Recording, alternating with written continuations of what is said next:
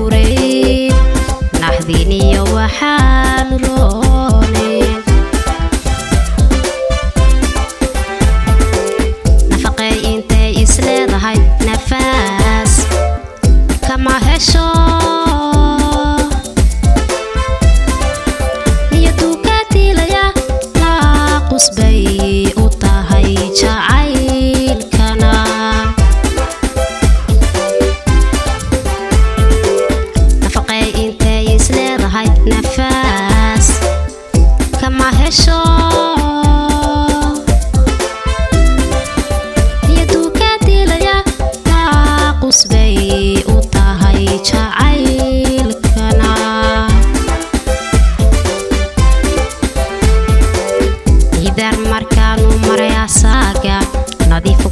kashayda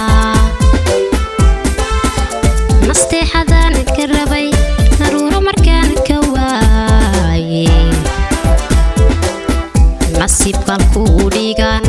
nasiibkalku idhigaan la ooy niidar markaanu maray asaaga nadiifuga dhigay kashayda nasteexadan ka rabay naruuro markaan ka waaye nasiibkalku idhigaan la ooy nasiibkalku idhigaan